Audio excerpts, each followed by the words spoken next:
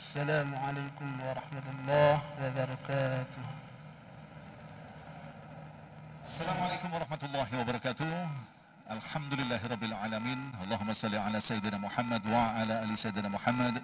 Segala puji bagi Allah yang kembali mempertemukan kita dalam majelis Ilmu Damai Indonesiaku yang kembali di hari ini kita kembali bersiaran secara langsung dari Masjid Al-Muttaqin Tegal Gundil, Bogor.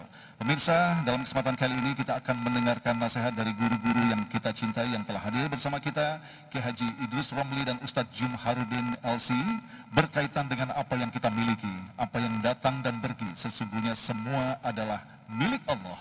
Itulah tema yang kita angkat dalam kesempatan kali ini. Tentunya masih bersama kami Damai Indonesiaku yang dipersembahkan oleh Sarung Wadimor, tentu sarung kita. Selamat mengikuti. Silakan. Assalamualaikum warahmatullahi wabarakatuh.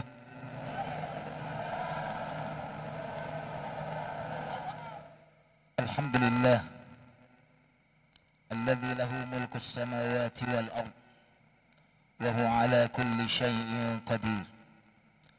Allahumma salli wa sallim wa barik ala nabiyyina Muhammadin sallallahu alaihi wasallam wa ala alihi wa ashabihi wa man sara ala nahjihi bi ihsanin ila yaumiddin, amma ba'd. Yang sama-sama kita muliakan guru kita semuanya, Kiai Haji Idrus Ramli, matta'anallahu bi tuli hayatih, dan para alim ulama Masjid Al-Muttaqin yang mungkin hadir di majelis ini. Semoga senantiasa mendapatkan perlindungan dari Allah Subhanahu wa taala. Amin.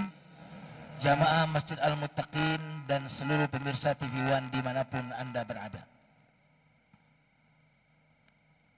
Ada ungkapan bijak.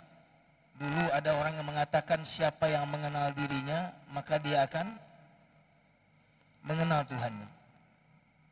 Tapi hari ini saya punya ungkapan yang berbeda. Siapa yang mengenal Rabbnya, siapa yang mengenal Tuhannya, maka dia akan mengenal dirinya dan selainnya. Jadi kita balik, siapa yang mengenal Allah, maka dia akan tahu diri. Siapa yang lupa Allah, maka dia lupa diri. Nah, salah satu nama Allah yang perlu kita kenal adalah yang setiap hari kita sebut di dalam surat Al-Fatihah. Bismillahirrahmanirrahim. Alhamdulillahi Rabbil Alamin. Ar-Rahmanir-Rahim. Maliki Yaumiddin. Maliki Yaumiddin. Itu salah satu dari Asmaul Husna. Apa arti Malik Yaumiddin? Yang panjang mimnya, Malik artinya pemilik. Ketika kita mengenal Allah bahwa Allah Malik, pemilik, berarti kita ini pemilik atau dimiliki. Ketika kita mengenal Allah Al-Ghani, Allah Maha Kaya, berarti kita miskin. Ketika kita mengenal Allah Al-Qawi, berarti kita lemah. Maka salah satu Asmaul Husna yang senantiasa kita ucapkan di Al-Fatihah adalah nama Allah Al-Malik atau Al-Malik. Kalau mimnya panjang berarti maha memiliki, kalau mimnya pendek artinya maha raja atau maha berkuasa. Jemaah sekalian yang dimuliakan Allah, nama Allah Al-Malik, Malik panjang, kita terus sebutkan. Kenapa demikian? Agar kita tahu diri, agar kita sadar diri bahwa yang ada di tangan kita semuanya ini bukan milik kita. Makanya ketika orang meninggal dunia atau tertimpa musibah, ada satu obat yang diobati dengan nama Allah Malik ini. Alladzina idza asabathum musibatun qalu inna lillahi wa inna ilaihi raji'un.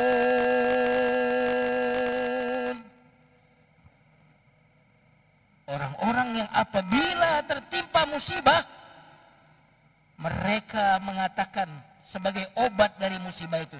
Apa obatnya? Inna lillahi wa inna ilaihi raji'un. Berarti kalau dapat musibah obatnya pakai apa? Berarti kalau diobati dengan obat itu pasti sembuh. Tapi saya mau tanya, apa arti inna lillahi wa inna ilaihi raji'un? Turut berbelasungkawa. Enggak sembuh kalau begitu. Innalillah artinya kami ini milik Allah. Ini bukan cuma obat ketika kita kehilangan, tetapi itu adalah obat ketika kita mendapatkan atau kedatangan. Ketika kita mendapatkan jabatan, ketika kita mendapatkan kekayaan, ketika kita mendapatkan kekuasaan, agar jabatan, uang, kekuasaan ini tidak membahayakan kita, maka obatilah dengan kata innalillah. Ini sih milik Allah. Maka sembuh kesombongan dan kepongahan. Sembuh, ujub, bangga. Kenapa? Ini sih milik Allah yang ada di tangan.